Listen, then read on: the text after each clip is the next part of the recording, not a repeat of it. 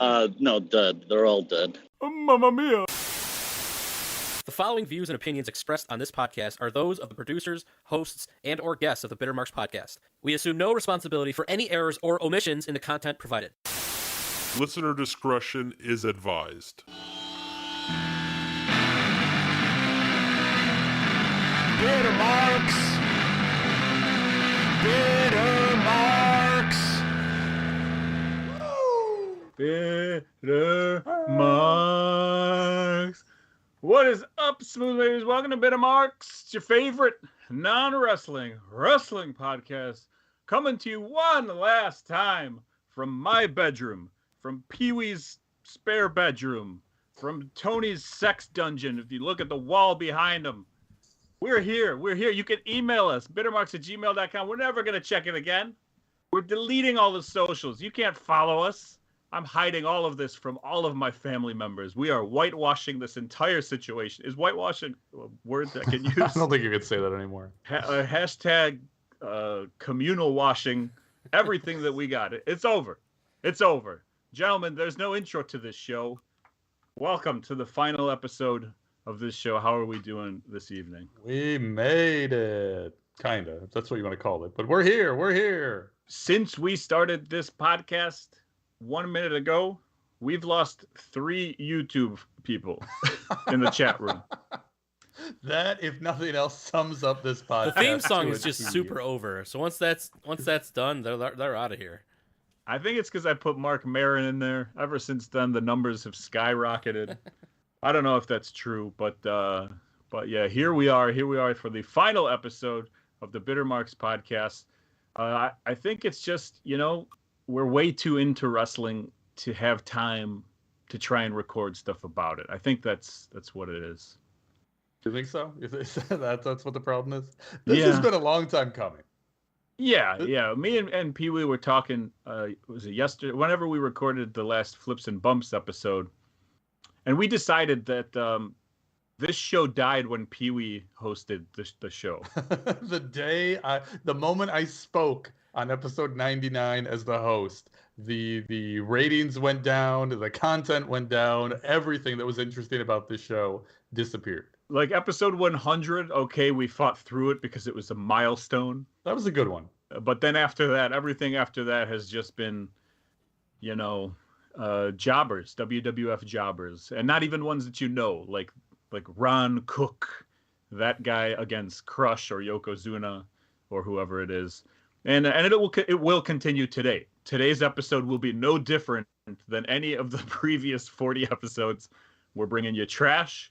We're bringing you matches, and you just like the trash, and we go on from there. Let's see who's in the chat, baby.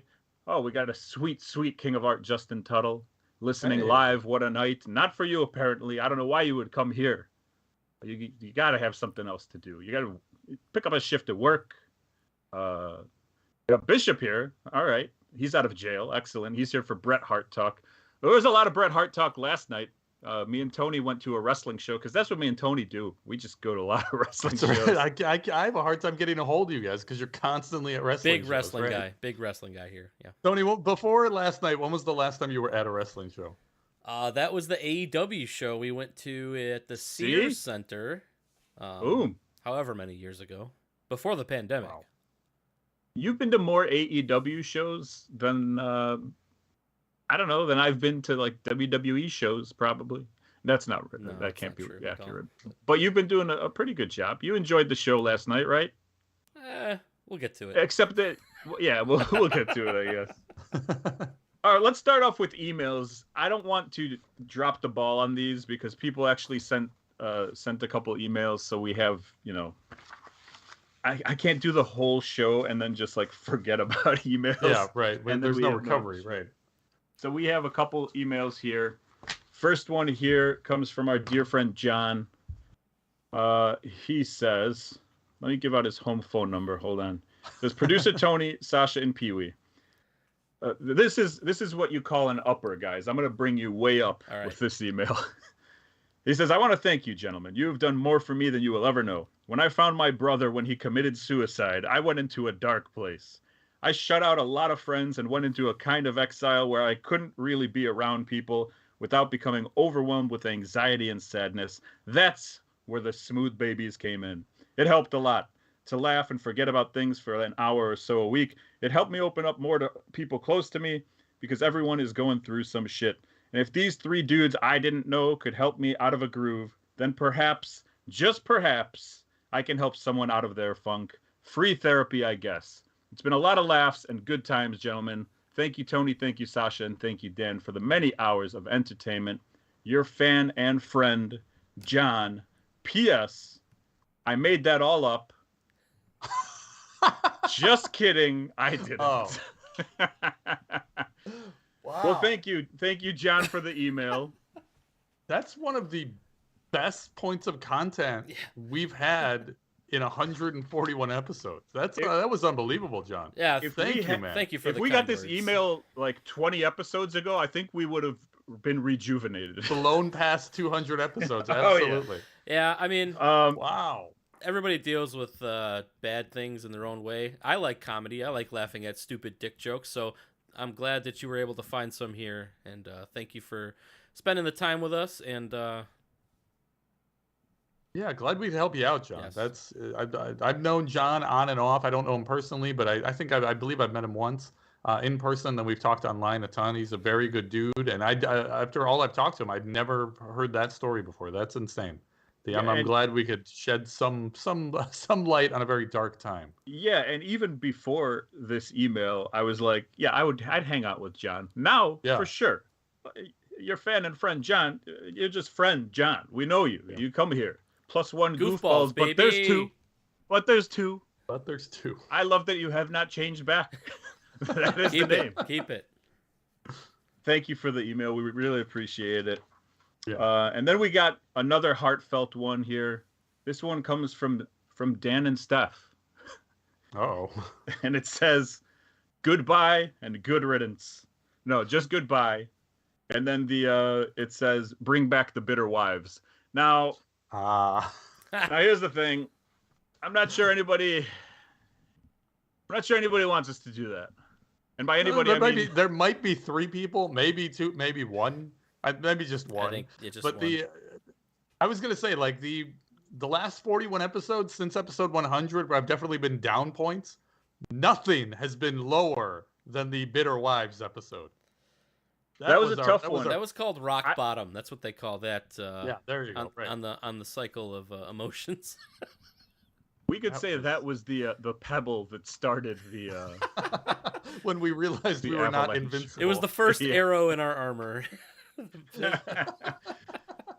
And my wife Megan asked if she could come on here today and say "What's up, bozos?" one last Oh. time, and I told her get out of here. So she left the house. She's gone. We don't know if she'll be back, but "What's up, bozos?" from her, I guess.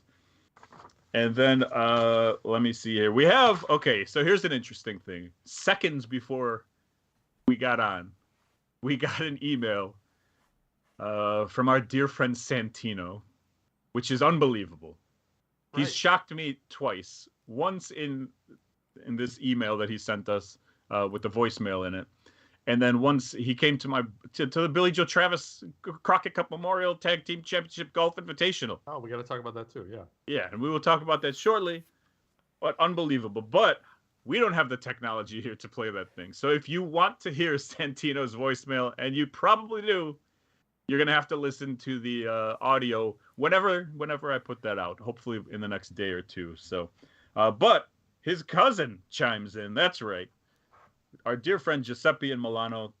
Subject line: the end of an era. He says, "What's up, guys? So you've decided to call it quits for good, then? Did you guys get tired of the once every 3 weeks grind?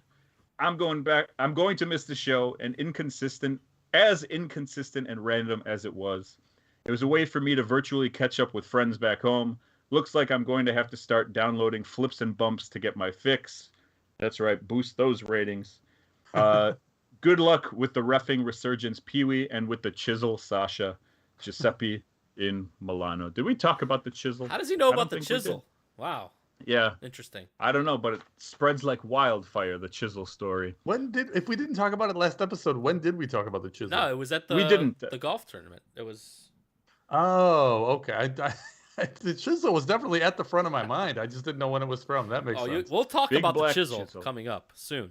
Big black chisel. That's a everybody. tease in the business. And that's it for the emails. Thank you guys. We really appreciate it. Thank you to all the rest in pieces and everybody who's been listening since 141 episodes ago, which is insane, by the way.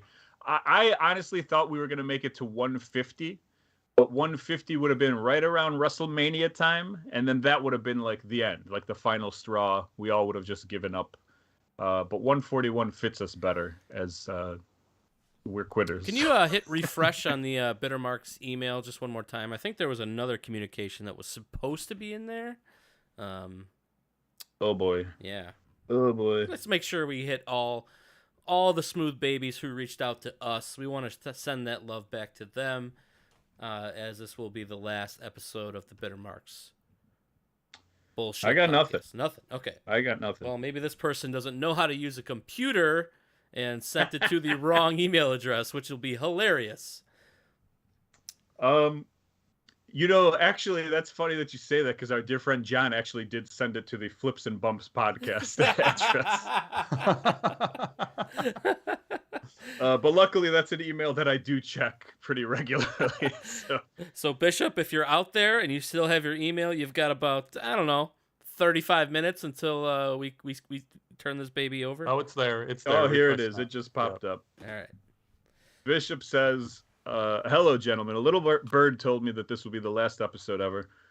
If this is the case, I want to say thank you for spending countless hours entertaining us on the podcast. Even though the majority of your audience doesn't really care about wrestling anymore, you managed to entertain, amuse, and inform those of us who have left Illinois as to what's happening in your lives. A sincere thank you to Tony, Pee Wee, Sasha, and all the guests of the podcast for doing an excellent job. However, if this isn't the last episode ever and just a ploy to increase engagement, then congratulations, it worked. Shawn Michaels is way better than Bret the Hitman Hart. Love bitch face. XO, XO, XO. Engagement was never really the problem. It was the. I mean, it was a problem, just not one we cared about. Not one that we cared about. Yeah. Right, exactly. Yeah, we didn't care about the engagement or how many listeners we got, but the. I don't know. I won't get too negative on the show. I'm very happy with where we're at. I've had a blast doing the show for 141 episodes, but I do think it is time that it comes to an end, and I don't see this show ever coming back in any shape or form. I'm done. I am done. Right. I will be starting a new podcast by myself, and I will not tell anybody until it hits 100 episodes because I need some time to work it out myself. So keep an eye out for that in about 4 to 6 years when I handle my business. Me and Tony are actually starting a podcast. It's called Kraken or Hackin'. It's about the Seattle Kraken and about computers, the Seattle Kraken hockey team, and also computers. And Chisel We Talk. decided that yesterday. With Chisel culture and Chisel projects and all kinds of inside jokes that nobody in the chat room knows about right now. So this show, I can't wait. I'll be a day one listener. I'm there. This show is an inside joke, and then now there's deeper inside jokes to alienate everyone together. Thank you guys for the email. Truly appreciate it. Please don't send any more. Unless Tony, you want to watch them and let me know if they come in. I don't know, guys. I was thinking about rebranding as a solo podcast about wrestling. Just nothing but wrestling talk. I'll be the host because I watch so much wrestling. I like it. Idea. You know, yeah. I think wrestling's on a couple times a week now that I hear. Yeah. So like I'll have. Do you need a producer? I do need a co-host, Sash. Ooh. Pee Wee, you want to produce Pee Wee? Yeah, that's my dream. Pee Wee should produce / host, I believe. Yeah. 2 things I was made to do. Yeah, right.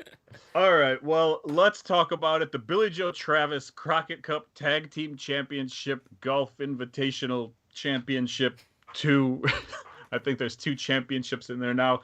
Second year, second annual one. Appreciate the guys who came out. I guess we could just go ahead and announce the winners. Producer Tony, you and Putski won last year's tag team championship. That's true. Lost by 1 stroke this year to SWK and Dethroned. Dogan. I would like a your recount. thoughts? On a technicality. I would like a recount. You want a recount?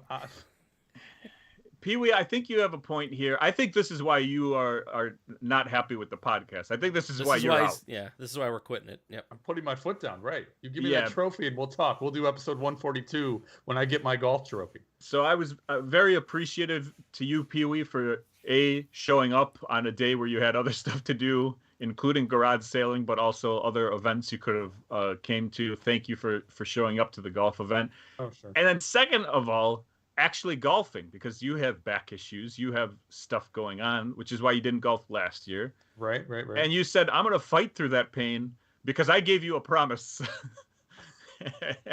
And then you did. Before we started, you said, hey, your partner's not here. And what I'll do is they'll show up eventually and we'll just give them zeros, which is good for golf, on whatever holes they miss. And then we'll just add your scores together at the end. which is a very Billy Joe Travis-like way for you guys to handle your business. However, as the host of this tournament, I feel I should be the one pulling the Billy Joe Travis moves, which I did. So at the the rug end, was pulled out from under me after this agreement. Am I right that if we stood by that agreement, where my partner, the holes that he missed got 0, and then we add our scores together after he did end up showing up, would we have won? you would have won by 3 strokes. Yes. Yeah, that's I the have agreement. the That was the agreement to get me to golf. Scorecards. So your partner Santino shows up.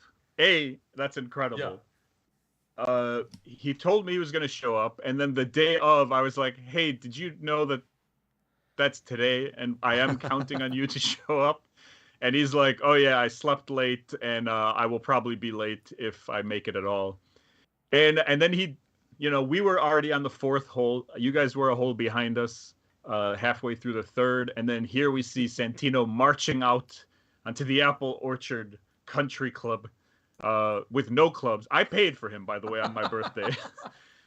Set up his cart, told the guy up front, when this man comes, point him in our direction, set it all up beautifully, and you also didn't know that he was going to be your partner. You refused to tell me who it was, but you were able to. I thought you were 100% serious. You were dropping hints as to who my partner was going to be. And what was the hint? You said his name rhymes with Benrico Guave or something. And my heart broke because I thought he was serious. So the whole time I'm just staring at the parking lot after I'm hitting my shot, stare at the parking lot, hit another shot, stare at the parking lot. I'm just dreading this guy showing up. But then all of a sudden I turn around after taking a shot. No Suave, just Santino. It was night and day as far as my emotions I've go. known Santino So for the opposite 20 of years. Suave. I've never seen him swing a golf club. I don't even know if he ever has swung one before the Billy Joe Travis Crockett Cup Memorial Tag Team Golf Invitational. When I invited him, I told him, I said, listen, you don't need to know how to golf. You don't need clubs. I just bought some at a garage sale. You literally need to do nothing but show up to this thing. That's it. And he was like, yeah, of course. Why wouldn't I? I show up to all events in a punctual fashion. And whatever, thankful for him. The sad part is I didn't get to golf with him. So I didn't get to see the greatness of a Santino. How was that, Pee-wee? How was his golf? Very straight-armed. It was good. That's a weird descriptive word. Yeah. So Swick and Dogan win. Heartbreaking defeat. However, for team. Yeah, you're telling me. The lowest scoring individual, which this is the intercontinental title of the Billy Joe Travis Cup. Producer Tony, back-to-back winner with the lowest score. He ended up beating Dogan by one stroke for that one to retain the title.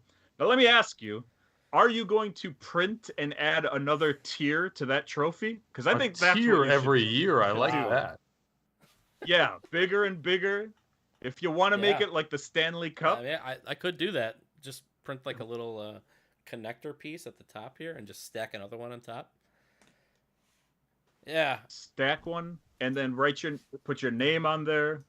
Every year we add the next winner's name. We are going to even though the podcast will not continue, we will continue to do the Billy Joe absolutely. Travis. It's the most Memorial enjoyable Golf. part of this podcast. I was ripe for the picking, and Dogan almost got me. I was injured this time around, and this injury is going to come up later when we talk about AEW Forbidden Door. But I broke a rib, at least one rib, possibly two ribs.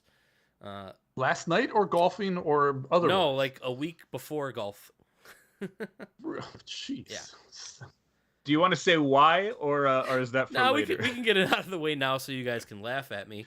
So I was removing a washing machine out of my mother-in-law's house, and Okay.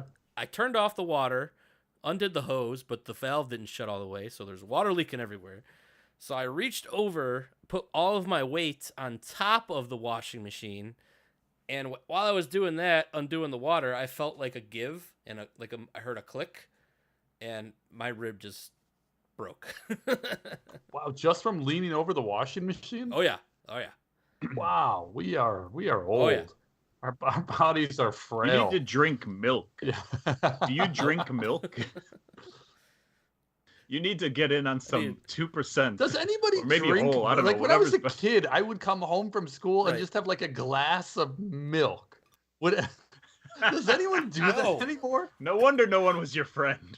Like I can't think of a thicker liquid and like a liquid that it could be like less thirst quenching. Yeah, the only time I'm drinking milk is when I'm having a bowl of cereal. That's about it.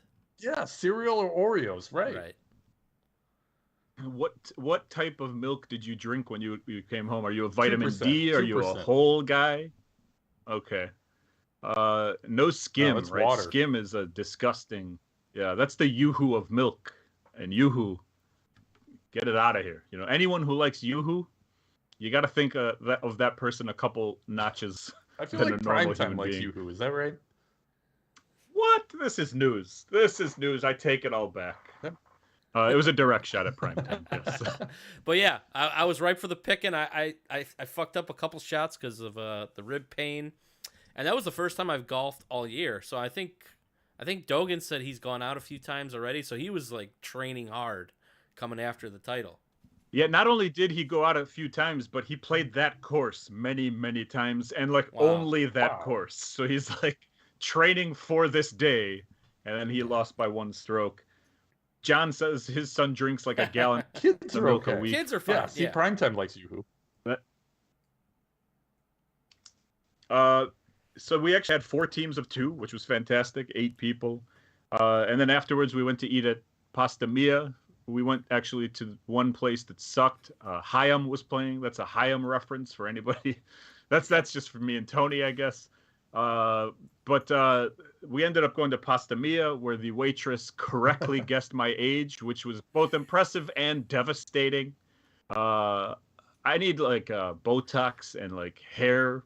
I need hair right here, like from here. Just fill it in. What do you guys think That if I look spray on? like Get that spray on just stuff, hair dude. from Just- here? just- yeah, trace it out. I think I'm gonna That is- I'm gonna your Carlos hairline Boozer is this. absurd. Look at My hairline looks like it's reacting to something happening behind me. It's messed up, man. And I don't know what to do with it. I can't shave my head. I have like scars. I mean, at least it's horrible. symmetrical. I don't But I have mean, the- it's at a certain point, it's just going to be like the 2 parts are just going to meet in the back, and you're just going to like a natural mohawk. Yeah, and I'm okay when we get there. But getting to there is very disappointing, you know?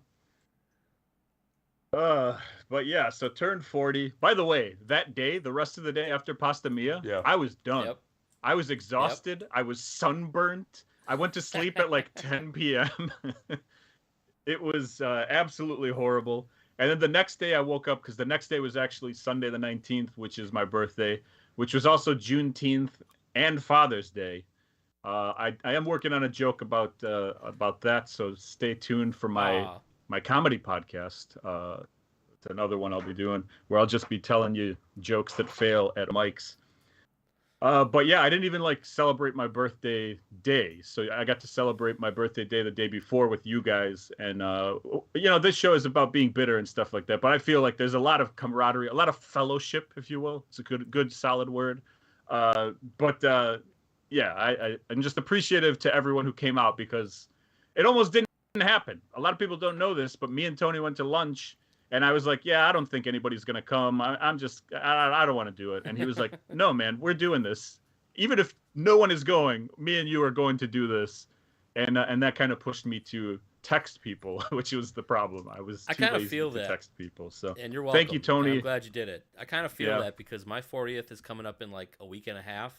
And my wife's been on my ass about like, what are we going to do? We're going to have a party? What are we going to do? I'm like, nobody's going to come.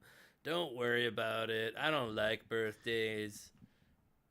So. No, you got to do something. It's this weird situation where, like, previously years, I was like, no, I don't care about my birthday. Please, let's not celebrate. But starting last year, I was like, you know what? We're going to celebrate my birthday every year. I'm changing my mentality. And it lasted 1 year.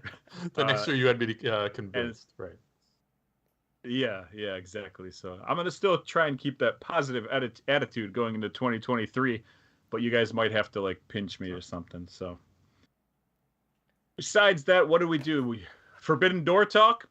You ready for some Forbidden Door talk? Sure. We ended up going to the United Center last night. We paid me and Tony, along with our dear friend Ivica. Who else was there? Putski was there.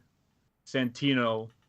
And then we met up with a couple of friends. The STF Underground podcast, Suave, really? Fox, Dan Rhino, and the intern. And the intern, I don't remember his name, Vinay, I believe. But we call him the intern. I've never met him or Dan Rhino before. Is that so it was podcast cool still to see going? him. Oh, I was going to say. Okay. No. It's the easiest internship in the business. But it was cool. We went to eat before the show, and they met up with us. Suave and Fox live in Texas, so they flew up here. The other guy, Dan, lives in Missouri, so everybody came up here for the show. And it was cool to see those guys. It was cool to be hanging out, obviously, with our friends, our circle. Ivica drove us in his luxurious truck. Oh, not a semi-truck. My dad asked, because he's like, what did you do yesterday? He's like, we went to the United Center. Ivica drove us in a truck. He's like, very confused. But it was awesome. First, we went to Santino's place, and I threw out his CM Punk autograph and picture of him with CM Punk that he has hanging on his refrigerator directly into the trash. That was maybe the highlight of the night, if not top three. We did end up paying $6,000 each to sit in the 300 level. So I will be financially recovering from that for the next, and Sasha, I don't know how many years. You're a well-known like wrestling show seat elitist. So what was your take on the seats, on the angle? Yeah, good question. Good question. You know what? It was way better than I thought it was going to be. Like, I knew it was 300 level. I mean, I didn't know, but I assumed it was 300 level. And then we found out it was 300 level, and I was like, that's fine, whatever. But it sure looked a lot closer than before. I don't know if we're getting bigger or the United Center is getting smaller. I don't know. I like seats that are further away at shows. Like it's more on a. I mean, I guess if you're a diehard fan, sitting up close is good. But I feel like if you're ringside, you have to be a like diehard fan to understand the story from being that close. If the further away that you are, as long as you can still see the guys in the ring, I feel like you can follow the story easier if you're a casual fan. Yeah, you're probably right.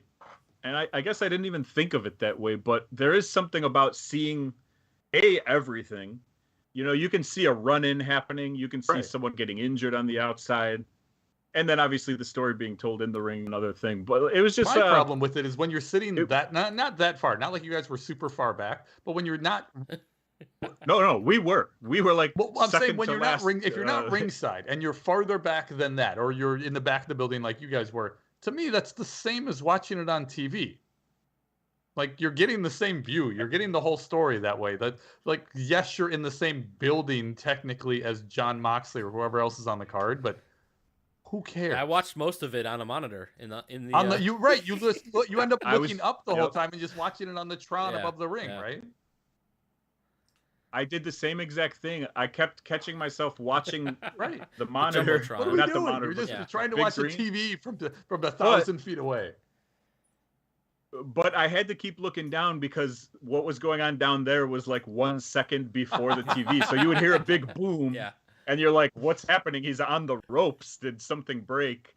And so then you start watching down there. I don't know, man. I thought it was cool. The opening, the pre-show had Keith Lee and Swerve Strickland, who are two guys I really enjoy. I thought they did very well. And Acclaimed were the pre-show. The Acclaimed, the greatest tag team currently going. I legitimately jumped out of my seat when they came out, and everyone laughed at me. Really? No because joke. I was No throwing joke. these He was things scissoring up everybody he A's. could find. I was scissoring myself and others. One of the highlights of the show. Hispanic man. Combining one of the smartest things that AEW has done is combine the Acclaimed with the Ass Boys and Billy Gunn.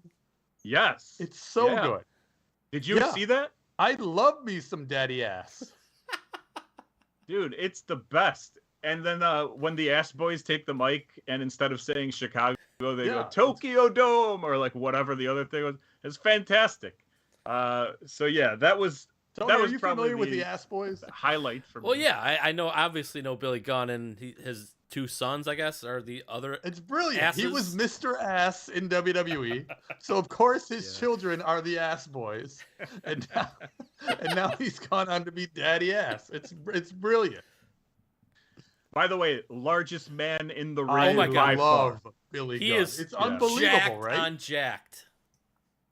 Yeah, he's the man. And we might hear a little bit more about him later on in the show.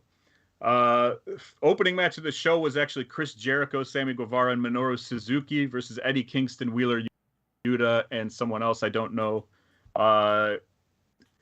Weird open, but kind of cool to see these guys who have been in the building for so long. I was talking to Ivica. I was sitting next to him, and I was like, it's been almost 25 years to the day since we went to Nitro at the United Center. I think we were at a Nitro on June 16th, 1997.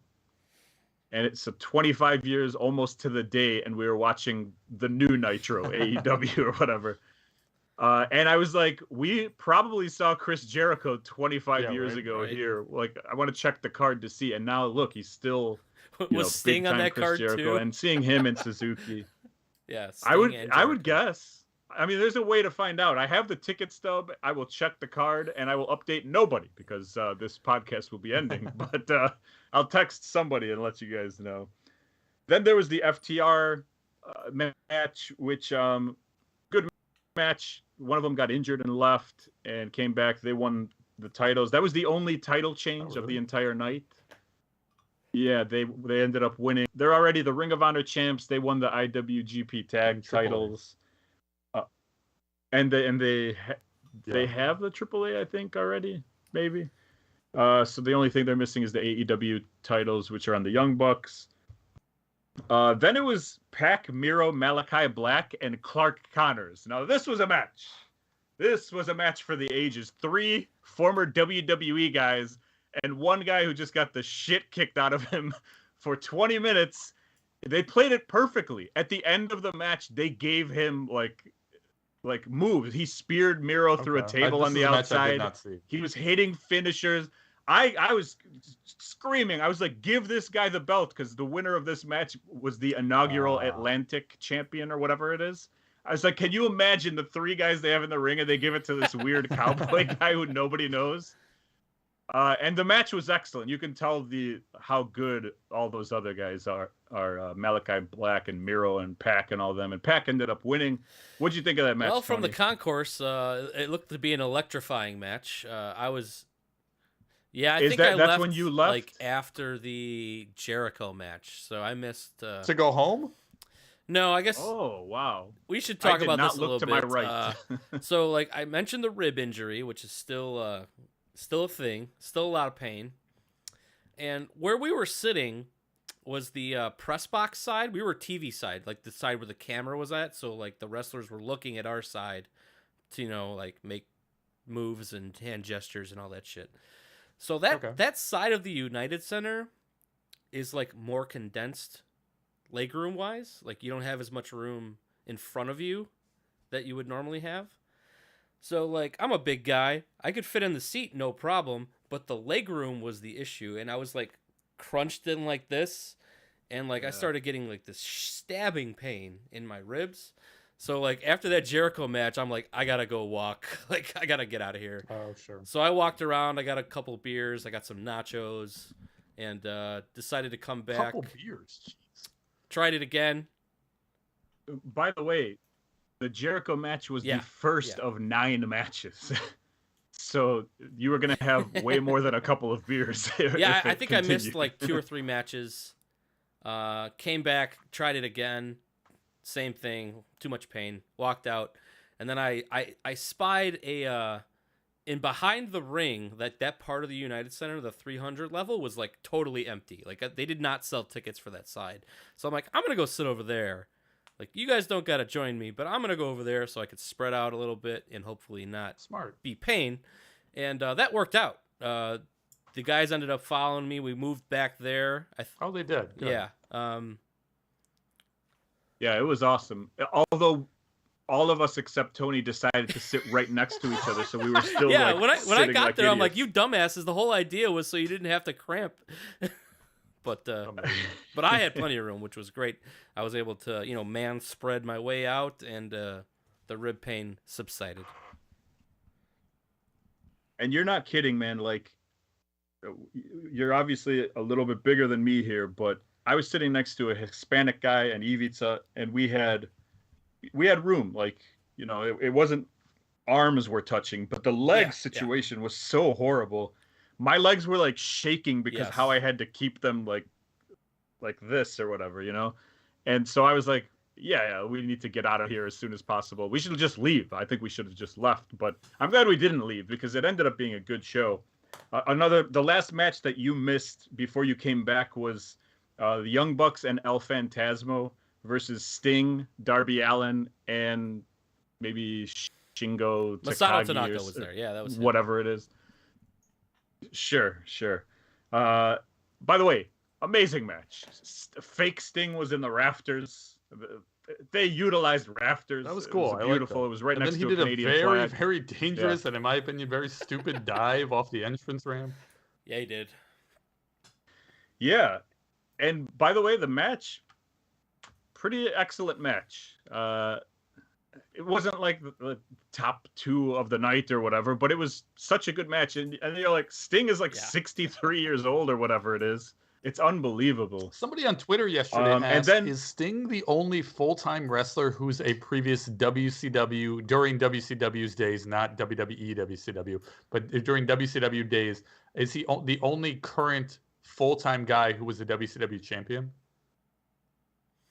Well, Jericho it's an had argument. to have held a title at some point, right? Not a world title. Oh, in world WCW. title. Okay, yeah, he wasn't there. Yeah, that's an interesting question. You would have to say that AEW isn't full-time, though. That they wrestle like twice a week or whatever. What about Big Show? I guess he's not. That's full a time. What are you wrestler. talking about? Yeah. That's full. Twice a week is full time. What are you talking about? I mean, it's not 6 days a week like it used to be or whatever. That's not what I mean. I just mean consistently. Nobody else, like even Flair, is not wrestling consistently. He's got one match coming up, but that's not consistently. I just mean on a regular basis. I will go with Goldberg. Perfect. Thank you. He wrestles in Saudi Arabia, man. Full time. Anyway, Tony came back just in time for the Thunder Rosa Tony Storm match, as we knew he would. I was so pissed. I was so yeah. pissed. Like I wanted to watch the Bucks match. I figured that the women's match would be before the Bucks match, and then I came back and there was a goddamn women's match. So. And that's when we moved to the other side of the stadium. So I have pictures actually from both sides. It's kind of interesting. Oh, you moved you did a 180 and went all the way across the other side? We were on like like this side, and then we were on the end. So like Yeah. two totally different wow. sides of We were behind the entrance. we were actually if you think about that. behind the entrance. We could look down and see some people walking like backstage or whatever. Okay. And when we moved over, the first match was Orange Cassidy versus Will Ospreay, which You like Tony, this one, Tony? Loved it. I didn't know who Osprey was. I thought that's like some sort of bird, a bird of prey.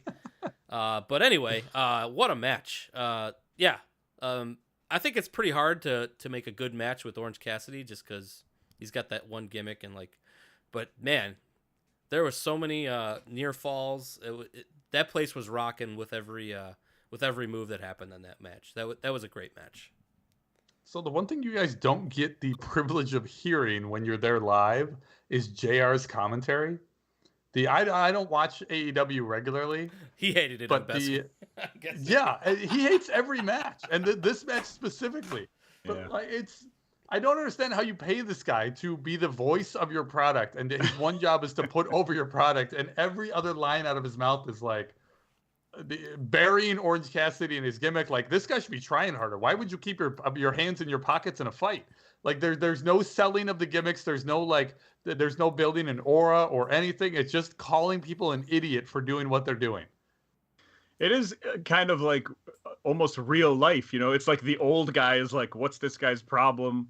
Right, but that's like having the color guy like say, "Oh, look at this is fake." You know what I mean? Yeah, exactly. I don't need the commentary that we get at home from Uncle Steve. Yeah, Uncle Steve provides quality commentary. All right. I don't know. In the stadium, it was a fantastic match, and thank God we didn't have to hear Jim Ross. What's even funnier is Jim Ross came out right before this match, so this was the first match. They pulled him out. Yeah. Make sure they get him out there for this one. That's funny. As we were walking around the stadium, I heard his theme play, and I was like, "Oh, this guy." The end of this match, so the match ends. Ospreay and his team start beating down Cassidy. I think Best Friends run down. They get beat down, and then the music hits. Tony, I know you had no idea who this was. But Sash, did you recognize the music? I know you know who the guy was. I mean, like, I know who the guy is by name. Right. I don't know the music whatsoever. When he came out, I'm the same way. I knew that it was Shibata. I know the lore behind Shibata and how he was. He got the concussions and he had a bunch of like head injuries, and they thought he would never wrestle, walk, do something again. And then he came back to wrestling, and then he started working again, and now he's back almost full time. Huge, very, very cool story. But I thought that the reaction that his music got was not comparable to the amount of fans that would actually know what his music is. See, you think in that the was stadium, just a pop for a pop? In the stadium, there was a pop, and we were trying. I know there was. I think people were popping without knowing who it was. Oh, okay. They thought it was going to be somebody else. I just think there's a lot smarter people than us who watch. Oh, that could be too. But like I don't know. New Japan just isn't on top of the world like they were 4 or 5 years ago, and I don't think that many AEW fans are watching a ton of New Japan stuff. Santino asked me. He goes, "Who is this guy?" And I think this is what I said. I said, "I think he had a neck injury and almost died." And now he's walking. He was the guy that would pride himself on giving and taking headbutts. And the headbutts he'd be taking would be to the head. And surprise, surprise, he got a brain damage from it. Yeah, I also then said it could have been a complete different guy. I have no clue. I don't follow it close enough or whatever. I do recognize the name. And then he came out. It was cool. And by the way, it wasn't Best Friends. It's Roppongi Vice, because I think Chuck Taylor might be gone or something. Oh, really? Yeah, they've slowly written him out of Best Friends, and he doesn't even show up like anymore, not even to the entrance or whatever. And Trent has been tagging with Rocky Romero or whatever his name is. And then we got the Zack Sabre match versus mystery opponent. And the mystery opponent, I guess, is who people in the know thought it was supposed to be, Cesaro, aka his new name, Claudio.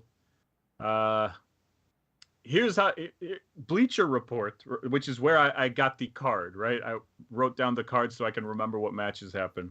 Yeah. Gave this match an A+. Tony, what do you think about this match? Well, I think I called that that other gentleman, not the Cesaro guy. What was his name? Zack Sabre Jr. Yeah, I called him the new Dean Malenko because he's just as boring as the original Dean Malenko. Dean Malenko at least was like, he was short but stocky. Like he actually had size on Yeah. him. The not Will Ospreay, Zack Sabre Jr. looks like Giuseppe. Yeah, if Giuseppe did like arm bars, that would be this guy right here. Like just 35 minutes of arm bars, nothing but arm bars. And no, I mean there was a huge pop for that guy to come in. I've never really liked him in WWE, so I didn't really get the hype. But I don't know, like the building was on fire for it, and you know, To me, it was a meh. no It was meh. chance. Yeah, no chance it's an A+ No. match. If you want to give it a B, you can give it a B because it's a surprise. And okay, Claudio comes back after many months of, he's been released. He has not wrestled anywhere. The first match he comes back is at the United Center for a New Japan event. And then his second match is this Wednesday, the Blood and Guts Steel Cage match. Oh, really? So what a week for him to come back. Yeah, because he's part of the BBC, the Blackpool.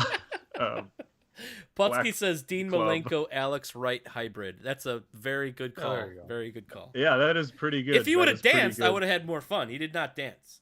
So Then we got Jay White versus Okada versus Hangman versus Adam Cole, which we were all saying this should have been your main event over Moxley and Tanahashi. Sure. 4 guys, top stars. The match was fine, but the ending of the match sucked. There was a big botch. I was thinking maybe Okada was supposed to hit Adam Cole with his He finisher. absolutely was supposed to hit. Yes. Otherwise, Cole took a pin and didn't hit it. Nobody hit a move on Cole before he On got Cole pinned. at all. Yeah, and it turns out he has a concussion or something. He suffered a concussion during the match. Yeah, it makes sense. So maybe he didn't know what was going on or whatever. They checked on him right away. He walked out, pretty quickly afterwards, but they were checking on him. Wasn't as good of a match as it could have been, I guess, because of what had It's happened. a 4-way. How good can it be? Yeah. But with those 4 guys, you're kind of like hoping. I don't care. It's a 4-way. It's very, very difficult to tell a good story with 4 guys in the ring. They did treat it, I think, the right way with like the 2 bad guys, 2 good guys going up, and then obviously Sure, super each clever. one turns. That's the way you have to do it. What I else are you gonna understand do? that's wrestling, but I get it. What are you gonna do with the good guy versus bad guy? They go against each other. Then we got the last match, which to me sucked. Moxley and Tanahashi. terrible. This is bullshit. Moxley sucks. Can we say that? Can I say that? I'm not gonna say it, but I think we have a guy, Johnny Uritis. Johnny. Oh, he's gone. He's gone. Oh, he jumped off this ship a long time ago. He quit 4 episodes ago. He told me, though, I was texting with him earlier. He said he's a bad person, and he said John Moxley, not as good as everybody thinks. Tanahashi, it was kind of cool to see him, but the match sucked, in my opinion. I don't know. Just there's no good John Moxley matches. It's just brawls and then blood, and then we go home. And then he talked afterwards, which was God. the worst part. Yeah, clearly like woozy and concussed John Moxley with an open mic at the end of the after the cameras cut. He was just rambling for like 5 straight minutes on just bullshit. Like just stop talking. So no world titles change, which is something they could have done. They could have had a Japanese AEW champion or an American New Japan champion. The only belt that changed was FTR.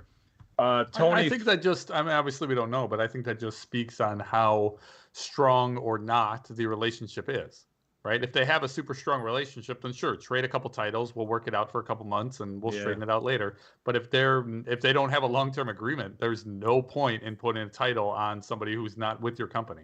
Yeah, good call for sure. Tony, favorite match of the night or favorite part of the evening or anything I'm missing? It's not even close. It's the Osprey Orange Cassidy fight. That was best. What about you, Pee-wee? Anything you saw that you liked or hated? No, or I that wasn't stuck paying out? attention. I wasn't paying enough attention to anything to really. It was on my second monitor as I worked on my main monitor, but I wasn't paying enough attention to really have a favorite anything from last night. It was a 4-hour show, not counting the pre-show. It didn't seem that long to me. You know, like a lot of shows seem longer. And the entire time, like before the show, I was like, there are 12 matches. We're going to be here till 2 a.m. That was not the case, luckily. They did announce All Out coming back September 4th. Labor Day weekend again is going to be here. And that weekend, I'm sure GCW is going to have an event. Pee-wee, are you in for 4 Cup Stuffed? Oh no, is that that's the midnight show? Yeah, yep. We'll see who's on the card. Okay, you're a big GCW who's on the card guy. That's right. That's right. And I got an ad actually on Facebook for another show that's going on that weekend at the Schaumburg Hyatt, which is unbelievable. They're calling it the Wrestling Showcase Tournament. And here's the matches: Jacob Fatu versus Steve Macklin. You guys don't know him and don't need to know him. Rich Swann taking on Johnny Showcase, which is John Morrison. Amazing. But because it's called the Wrestling Showcase Tournament, he's Johnny Showcase. I like that. Killer Cross versus Tony Nese. Okay. And then the last match that they had, I'm not sure if this is a play-in game or if this is the match. It's Cardona and Myers versus... Do you know who this is?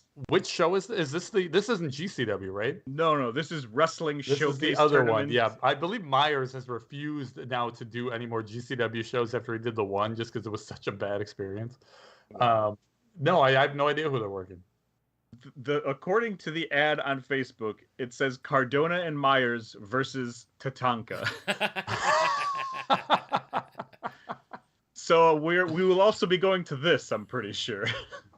I'm in. And it's in Schaumburg, so not a bad drive right Hey, there. you could get another autograph for your sister. Isn't there a story? Yeah, there you go. Yeah, about that. All right, well that's it, I guess. I'm gonna. This is our newest segment here, our newest segment for the last show. This is called Pee-wee, Would You Ref It? And Tony, Would You Produce It? Hit the music. Wow. No music. We got no All music. right. Sorry. All right, Pee-wee. So AEW calls, right? Okay. And they offer you an opportunity to ref an AEW show. They are not paying you. And the show is in, let's say, Alaska. Do you have any interest in going to Alaska? Yeah, no, absolutely. Oh, okay. Where do you hate? Where would you never go in the world? That's interesting. It wouldn't matter. I would absolutely take the shot. It wouldn't matter. As if are they paying for the flight? They're paying for nothing. For nothing. Oh, that's a different story. It'd have to be international. Like the flight would have to be over. I couldn't drive. If I can't drive and the flight is over $600, I'm not going. All right.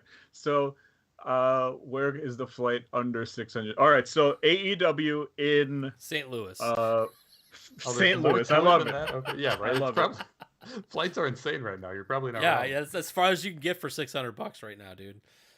You do not get to ref a match on television, but you do get to ref Eddie Kingston, your favorite wrestler, versus Bryce Remsburg, because I couldn't think of anyone else that you dislike more. I would absolutely do it. It's on my bucket list to do an AEW something. Okay, so regardless of the situation, if AEW calls, you are in, as long as it's not more than $600 out of your pocket. Right, yeah. Okay. Eddie Kingston versus Ricochet. Yeah, absolutely. Sign me up. My other questions were, it's a dark match, but you get to scissor Billy Gunn. I don't need the dark match. Now, you get to scissor Billy Gunn, but the match is in Sudan, and you have to pay. I'm in. It doesn't matter. Wow. It's just the question is turned into how much would I pay to scissor Billy Gunn? There is no number. The power of the scissor with Billy Gunn. We are all ass boys, I believe, on this show. All right, and then would you produce it? Producer Tony. Let's hear it. You're not getting paid. No change there. That's tough. Yeah. Oh. You have to drive to Gary, Indiana twice a week to produce a podcast with Steve Blackman. And who else do you not like? I couldn't figure out another person that you don't like. Eddie Kingston, actually. It's Wow, yeah. after last night, you are on the anti-Eddie Kingston. I've always been. I hate that guy. All right. Okay. Are you doing it? Blackman and Kingston. Well, I've been producing podcasts for over a decade, and I have yet to make a single dollar doing it. So the pay thing is not an issue, right? I do this for free all day. Yeah, the Blackman thing. Let's talk about that for since it's our last episode. That was an inside joke, like way back when we were in like high school, I guess. That it's always like, this guy's got nunchucks and kendo sticks. He's got no talent. He can't work a mic, and it's kind of snowballed and snowballed and snowballed. I really don't have any hate for Steve Blackman. This sounds like backtracking. I'm just I'm trying to clear the air just in case I think it's smart. Steve finds old episodes. I don't want. I know he's like a bounty hunter and he still knows karate, so I don't want him coming looking for me. That's a combination you don't want to mess That's true. with, right? So yeah, Steve Blackman. So are you producing his podcast? I'm. Would you scissor Steve Blackman? How far would you drive to scissor Steve Blackman? Well, I'm guessing the podcast wouldn't last very long because he doesn't seem like a guy that would have a lot to say. So yeah, I'm in. Let's do it. Me and you, Steve. Wow. I'll be your producer. And Eddie Kingston, though. Don't forget about that. All right, I'm out. And Gary Indiana twice a week. So Putski basically says Steve Blackman got to Tony. Tony, blink twice if you're in trouble. If we would have planned this better, we would have had Tony go, "Oh God," and then just cut all the power to the podcast. All right, well, I don't know. That's it, guys. Is there anything else you want to talk about? We hit the hour mark here. Anything you want to say as a farewell before we do what's making you bitters for the last time? Let me ask you this: Would either of your lives be different without the show? Probably have a skill of some sort. Well, for you specifically, did you start comedy because of the show?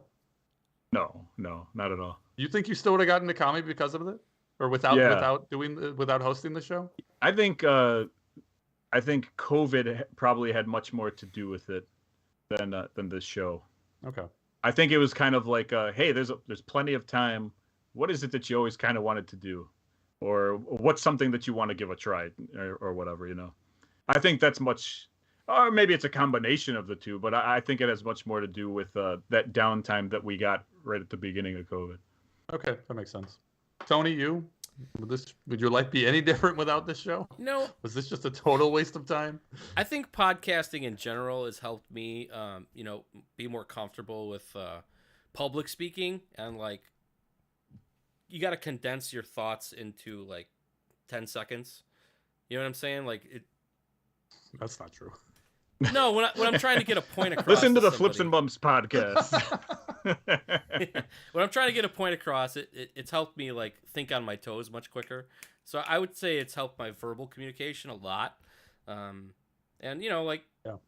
I don't know, like just the benefit of just hanging out with my friends every week. That's really the main benefit, really. So there you go. Yeah, I didn't even think about that, but the speaking, I mean, quote unquote, publicly on a podcast, when we used to do it weekly or whatever we're doing, it absolutely helps me in the professional world. 100%. I can definitely, I could speak on the phone much more clear and semi-concisely. Mm-hmm. I can tell stories better. It's on that level, this podcast has, really changed the type of person that I am, like story-wise. Originally, I did not want to do, I still don't want to do this podcast, but originally I didn't want to do this podcast. Right. I only agreed to do this podcast if we didn't. I think my two prerequisites were if I don't have to talk much, and if we aren't the typical wrestling podcast where we just review Raw and AEW. Yeah. And I think for 141 episodes, we did a pretty good job of sticking to those guidelines of not letting me talk too much, and definitely staying away from being a typical wrestling podcast. I definitely think when we created that slogan of not another wrestling podcast, or just what is it? Another wrestling podcast. I see us as not another wrestling podcast, especially near the end. It was definitely a mix of wrestling and laughs and just like you said, sitting here talking with friends and having a good time. Should I release just all of our episodes, but not with any words that can be searched, without any numbers of episodes, just literally the audio? Shuffle button. And if just a big shuffle. and if button. anybody wants to listen to it, they have like 2 months to listen to the episodes, and then I get rid of everything. Well, that's interesting and risky. We'll talk off air. I will be keeping the Bitter Marks Facebook page has to, I believe, stay open because of the Mark Bitters page needing to stay open. The Twitter will most likely be closing down. Is that all we have? Instagram. Oh, see, I don't even know what an Instagram is. Yeah, Instagram will probably be closing down too. But we'll get, if we do post anything else, if we do get you guys any old content, we'll definitely let you know somehow.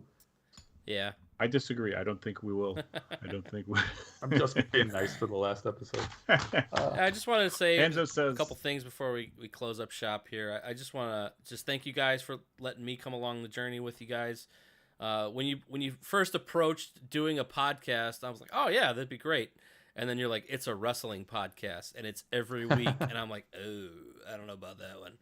But like, I feel like at the early point when you guys were first getting comfortable, that was like where my main, I guess, guidance came in. But you guys really just took it off and made this thing your own. I've just kind of been along for the ride for a long time. So I just wanted to say, thanks for letting me hang out with you guys. You guys have always been the stars of this show. So you guys deserve all the praise here. And thanks for letting me I hang disagree. along. Without you, Tony, there's nothing here. It's just me and Pee-wee talking wrestling instead of flipping things. Granted, I will say this: the formula was the three of us. It's Pee-wee telling the stories he has. Yeah, I agree with that. It's me trying to be funny and failing at most stuff that I do and putting forward weird songs and skits and bullshit that at least it made me laugh. We'll say that. And then it was Tony's like just being there, not as a wrestling person, was a perfect element for what was going on. Totally agree. I love and the parts for where us, you yeah. guys would talk about somebody or something. And I'm like, what the fuck is that? And then like you would explain it, and I would just eviscerate it with bad jokes and bad references. That was my favorite. It was part. fun. It was good. And now it's over. So what's making me bitter? I was gonna do what's making me bitter is people who haven't seen The Sopranos, because I think that's both of you guys. That's unbelievable. Yeah. But I think what's making me bitter this week is the fact that I enjoyed myself at Forbidden Door. Means Ooh, that, you're back He's in. back. yeah, He's back. yeah. I'm like back into wrestling. He's all about that BBC. I'm planning on going to All Out. So if anybody wants to go to All Out, let me know. I'm getting $1,000 tickets, and we're gonna sit in my living room. So, Producer Tony, what's making you bitter this week? What's making me bitter is we're gonna lose this weekly time or I guess every 3 weeks as of late. But we're gonna lose this time to catch up. Like, the best thing that I've gotten from this podcast is I didn't really know you guys when you were heavily into the indies. Trying to be a wrestler, trying to make it as a ref. Like after high school, there was a couple years where like we weren't really fast friends. I know we still remained friends, but like we weren't hanging out or in stuff like that. At least I wasn't a part of your guys' life at that time. So I've enjoyed hearing the stories and what you guys are up to at that point in your life. So I'm gonna miss all these interactions and. Definitely the smooth babies in the chat. I'm going to miss hearing from Putski, Hanzo, Primetime, John, who is our new friend. And all hearing from all those guys, I will actually miss that. So that sucks. Yeah, and we do actually have 2 more emails that came in. So I'm going to read them before I get to you, Pee-wee. Hattori Hanzo chimes in. He says, this podcast is deader than Bret Hart's legs. And our dear friend Goff chimes in and he says, there's really no reason to talk about the Billy Joe Armstrong golf thing. Excellent. Just tell him I won. Thanks for all the laughs and time killer, Goff. Pee-wee, what's making you bitter this week? Before I do it, I also want to thank I definitely want to thank Tori Hanzo. I feel like Yeah. 25% of the content of the show came from him. Another 10% came from Giuseppe of Hollywood and Milan. Ivica was another huge contributor, along Yep. with Putski and Primetime and Goff. One of the other unsung heroes of the show, the King of Art, Justin Tuttle. Oh yeah. Absolutely. Oh yeah. Absolutely. Huge help with this show. Thank you guys very, very much. And then mainly, I want to thank both of you guys. The last 2.5 years has been phenomenal. This show literally has changed my life. If it was not for this show, I would not be back into wrestling. I would not be traveling monthly or bi-weekly or whatever I'm doing to doing these shows. Wrestling would just be completely behind me. It wasn't until we started talking about old stories, till we started watching, weekly television, it wasn't until we started doing that got me back in love with wrestling. And if it wasn't for the show, it literally would not exist. So I definitely thank both of you guys for letting that happen. And I only want to thank one person, and that's Jesse Tuttle, because I hope he books me in the future. See you comedy for life. And that's it, guys. Let's end it the way that we end all things, with a too sweet. Let me get my bitter in though. Nope. There's no future shows. There's no story to pay off here. There's no anything. Fuck you, Suave.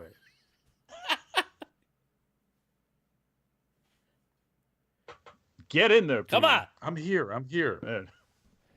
Bye. Remember when I used to say FTT? Yeah. Yeah. Thank you. Thank you, everybody. It's been fun.